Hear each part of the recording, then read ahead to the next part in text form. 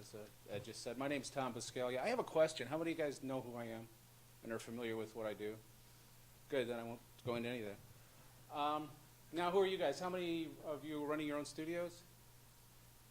Okay, how many in the business services side of the industry? Okay, how many of you negotiate on a regular basis? Okay, you guys can all go. You already know this. All right. Well, you know, I guess I'm going to start this off with an interesting story because I think it's interesting. I met Brenda Brathwaite years ago, and we started playing this game called what was that? Family Business. It's a card game with mobsters, and got to know each other. And I don't know if you know who Brenda is. If you don't, you should. And then she started dating John Romero, and they since I don't know if they're married yet, but they're better than married. They're just dating like teenagers, you know. They're in love, okay.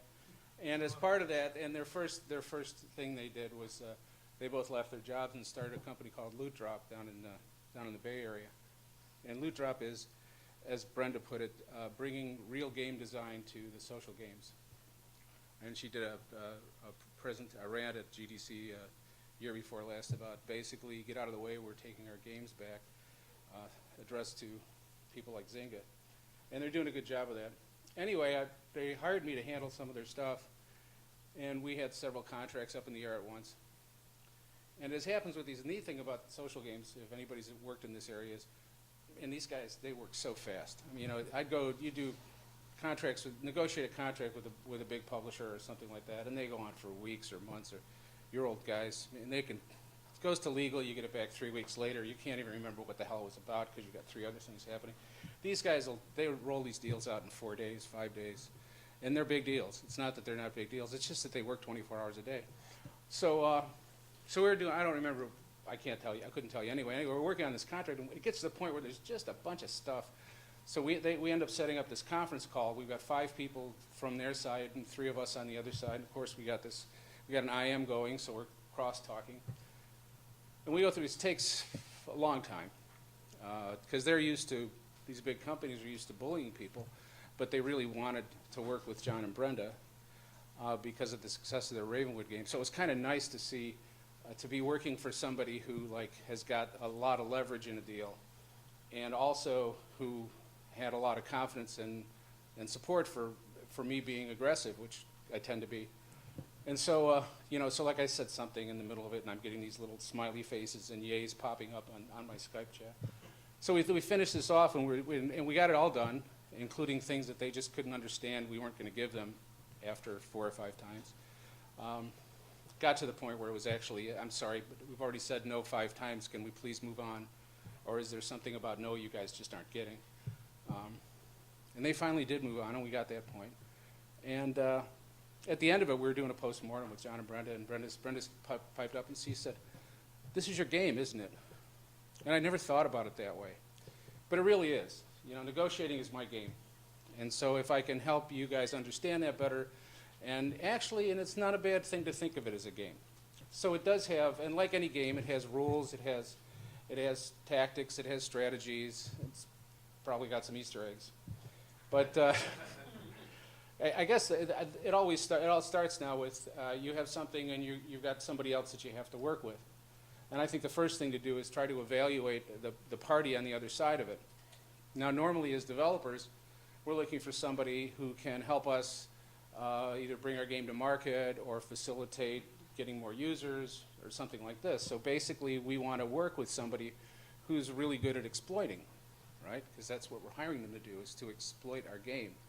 Here's the issue you run into, of course, is that people who are good at exploiting are generally insensitive to certain things, like who you are. So that means that they're going to be looking to exploit everyone and everything they do. I like to refer to them as Ferengi. So that means they're going to not only help you exploit your game, but they're going to want to exploit you at the same time. And if you go into a deal like that and say, well, all I really want to do is make a great game, they'll say, that's great, all we want to do is make a lot of money. It's a perfect match. You make the game, we make the money. And that was the way it was in the industry for years. Lately, things have changed substantially, and with the more direct access to market, and the broader range of platforms available, I think there's a whole lot more choices than that. So anyway, the first thing you have to do is you have to look at your opponent and try to gauge who they are. And I think it's good to look at their business model. You know, see how it is that they make their money. Think about it from their perspective. If you're a developer, that means you make games. If they want to work with you, that means they probably make money from games. So that's a good starting point. That means that you have something that they need to make money. And you can say, yeah, there's a lot of people out there with games. Well, yeah, I suppose. But if you go into the negotiations with that mentality, you're probably going to get run over pretty quickly. The other thing is talk to other people who've worked with them. If you can find out other developers they've worked with, don't be afraid to, you know, massage your network of contacts as hard as you can and find somebody who's worked with them. Try to see whether it was a good thing or a bad thing. I have a whole list of people that are on my, I have like this 2 groups of people that I've had trouble with. There's my shit list, and then there's my dead to me list. And yeah. No, I mean, everybody starts off with a clean slate. They're all my friends. They're all my buddies. They're all people that I want to work with. Okay, and then when they get on the shit list, and then if they do, and you can get off the shit list. You never get off the dead to me list. I don't know why I'm saying that to you, Ed. We'll talk later. Yeah. I mean, I think that's important. The other thing, obviously, is to understand your relative bargaining power in the relationship, because this is going to be a relationship, at least you hope it is. And this is a little hard to gauge. I think, for the most part, developers tend to be spineless worms when it comes to negotiating deals. And so they go into this with this idea of, you know, oh, I just want a deal. I can't tell you how many times I've had somebody, especially people who are going into their first deal or so, you know, and they've been working on a game. They have their heads down. They've been working on a game for 2 years, and all of a sudden a publisher comes up and says, hey, I really like your game. I'd love to publish it. And it's like they're that I don't know, the ugly girl that nobody was going to ask to the prom, and it's like, oh my God, they love me, they really like me, I can't believe it. I don't know, but it's true, and it happens. And then they sign a deal, and I've seen people sign deals for 0 money, exclusive contracts, where the publisher gave them absolutely nothing, but they had a publishing deal that they then had to buy themselves out of a 1.5 years later because they couldn't get their game to market, and they had another deal that they could do. And somebody liked their game, and they were so complimented by this, I don't even think they read the contract. It was horrible. I know I didn't, because they didn't have any money. So that's important. That's sort of where it starts. And experienced negotiators will usually get to the point where there's only a couple of real points in the deal, and the rest of it is all just sort of noise. But I think it's important to lay this out, to lay out the process a little bit. So a couple of things. You put a lot of care into your games or your middleware, whatever it is you do. And it's very disrespectful to the process and to the people you're dealing with and to yourself and your work to not put the same kind of care and time into your negotiation and into your contracts that you do into making your games. This is not something that you do just to get it over with. It's something that you do so that you can do what you love for a living and make a living at it and succeed. So, I mean, I see this too often where people get into this and they just want to get it done. And I'll tell you, it may not be a universal rule, but it's as close to one as I can think of, and that is the person with the most patience in any negotiation is going to get the better deal. You just have to slow it down. You have to take care. You'll negotiate a deal, and the first contract you see may not even reflect what you've already agreed to with the other party. And you got to go through it, and you got to read every word, and you got to try to understand every word. And if you can't understand any word, hire somebody who can. And if you can't do that, ask people for help. But you got to understand this. You got to know what's going on, and then you got to be really careful. So the other thing is you need to push back. Don't be afraid. You know, don't expect the contract that you get in any situation to be the one you're going to want to sign.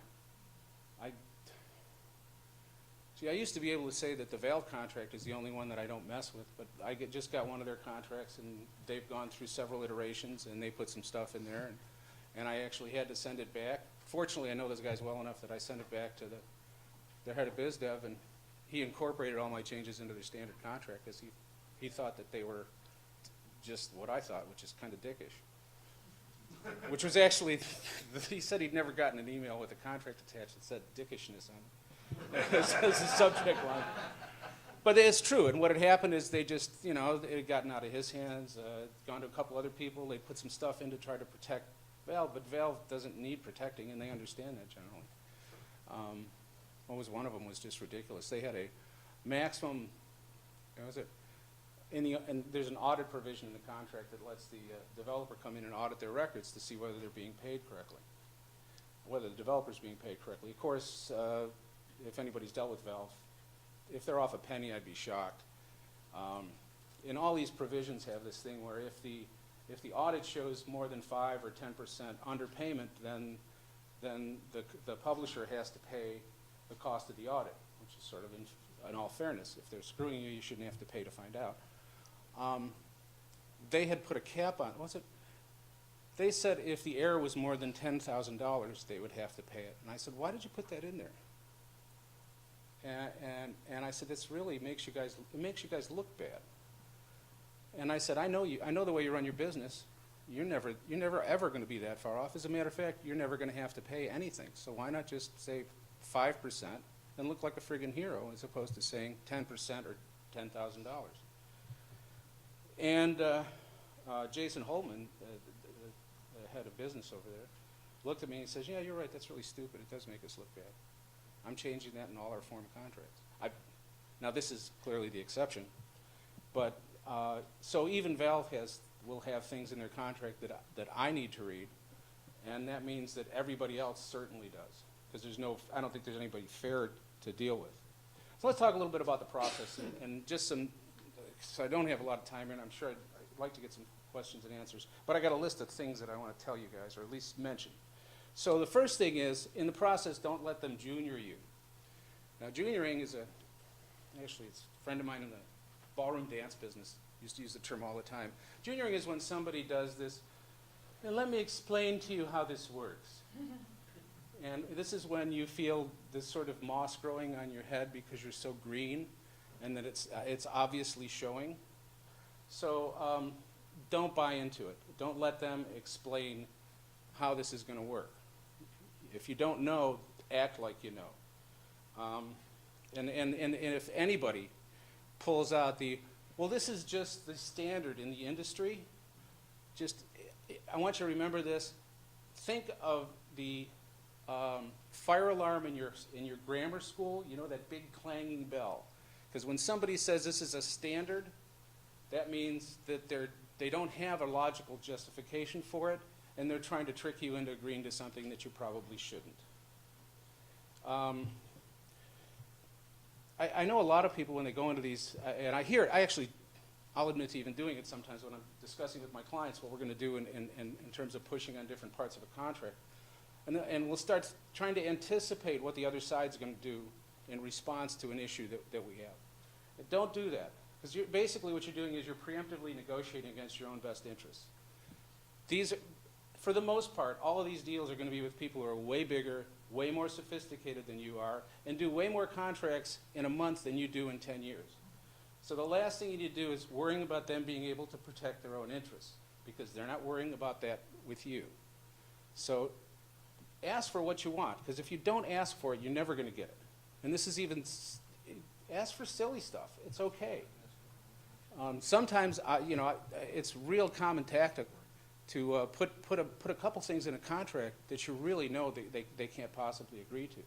You got to know where to put them, but they're just to keep them in there as bargaining chips. And I'll tell you what, I had a situation years ago where somebody sent me a contract and I just rewrote it so it was ridiculously in my client's favor. I mean, if somebody sends me a contract that tends to be overly aggressive, I tend to send them back one I'll just tear it apart, right? I sent it back, and they signed it, right? And we ended up with a fully funded demo, almost $500,000 for a fully funded demo, with them having absolutely no right to recoup the money. We had the right to go then take the demo and pitch it to anybody else and take a deal, and they didn't even get their money back.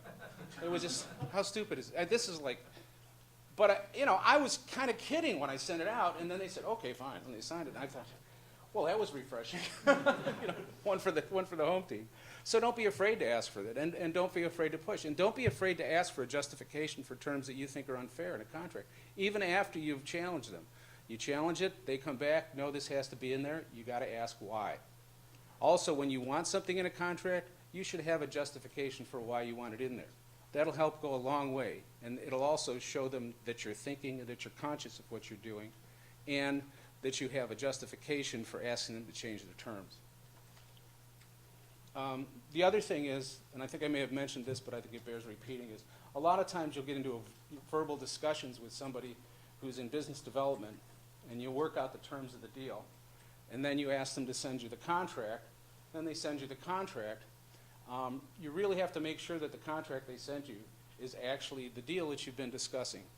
Because what happens, and this happens very, very often, especially in companies where they have a separate legal department, and what they'll do is you'll negotiate a deal with somebody, and then they will send you the standard contract. And the standard contract does not reflect the terms that you've agreed to. It doesn't reflect the percentages, it doesn't reflect the term, it doesn't reflect pretty much anything. It's the first volley of the screw you deal that they send to everybody in case they're stupid enough to sign it.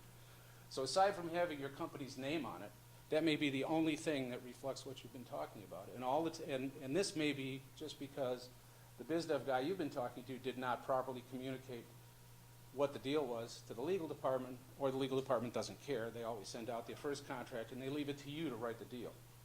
So keep that in mind.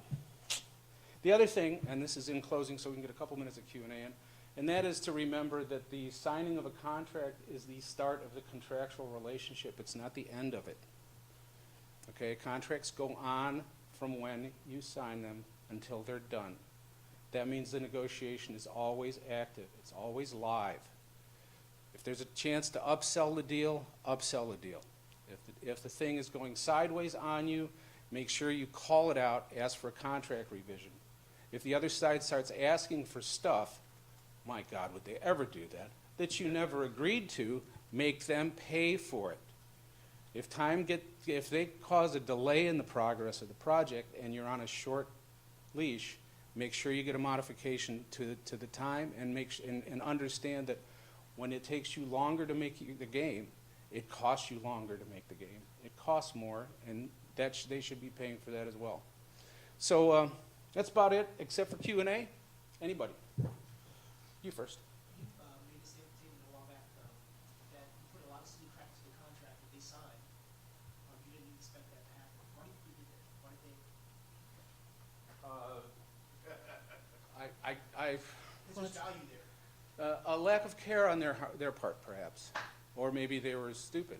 I don't know. I really know. And it wasn't like I didn't change the contract and then just send it to them. I mean, I have standard procedures. Every time I make a change to a contract, I send out a red line version. It wasn't like I tricked them into anything. I just changed it, and they accepted all the changes and signed it. It may have been a cultural issue too. Okay, you next.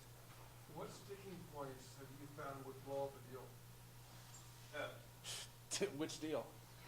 Well, is there any common thing that is just in terms of the psychology of the negotiation, that you just don't want to touch sometimes? Look, if you're desperate enough, you'll take any deal. Okay, unfortunately. So a lot of times it has to do with the condition of my clients. And keep in mind, I only represent independent developers, so I don't work for publishers or anything like that, so I'm not sure what it is on them. I mean, I've seen things where, non-competes will generally kill any deal with any of my clients. I won't let my clients sign them, unless they absolutely have to. And sometimes you have to. Even things like I've been really pushing hard on the inability to assign a contract. I've seen a lot of language where in the assignment provision they'll say, you can't assign the contract, and then, or that if you want to assign it to, let's say the problem with that is, of course, you have to give them advance note without their permission, right? Well, somebody comes in and they want to acquire your company. That all goes on lockdown. You can't talk about it, even especially if it's a publicly traded company. You really can't talk about it. Well, you can't go to this third party and say, I need your permission to assign this agreement they'll say, well, who are you transferring the rights to or the obligations to? And you'll say, I can't tell them, and then they won't give it, and that kills the deal. So obviously, prying a little hole in there for, you know, asset sales or sale of the company is really important, and I've gotten pushback on that. I don't know that I've lost any deals. Generally, I just beat them into agreeing to it. But that can be problematic. I think that's one of the most problematic things I've seen lately. I'm sure there's others. Go ahead, back there. Are there any terms that you just recommend that non-lawyers don't touch because of issues of enforceability or anything like that?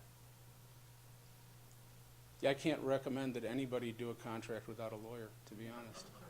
I you know. Any terms that you think are safe to mess with, like how long a term is or Oh yeah, no. Look, don't get me wrong. I don't do the business terms. I mean, I think if you've got somebody with industry experience and you're going to hire them to do the technical piece, it's kind of stupid not to bring them in a little earlier and help you with any business decisions if you need it. But I've got clients with MBAs. I don't do shit, but just fix up the language, and they do all the business terms. And if they're doing something that I think is wrong or might blow up on them, I'll tell them. But you know, normally the business terms, the term of the agreement, the money, the percentages, as long as I feel that my client has got a good handle on what's going on, that's usually those are always business decisions. The stuff in the language is different, and that's the problem I see a lot of times. Is I'll get somebody, especially inexperienced clients, who've gone and agreed to things in the contract that maybe weren't prudent because they didn't have a global understanding of the industry or the current status of the market, because they got their heads down in their games too much. It really is a client-by-client thing. But for the most part, you know, most of my experienced clients, I don't mess with that. If there's something that I think is gonna hurt them, I'll let them know. But I pretty much stay out of that. That's the business. What I refer to as the business terms. But normally that's sort of, if you want a way to understand it, it's sort of the things that would go in a letter of intent. You know, just the basic deal points, and then they'll send that to me, and along with the contract, so I make sure that stuff's in there. Go ahead. Do you do any kind of, like, I don't know, expectation setting for your clients or anything before you go in?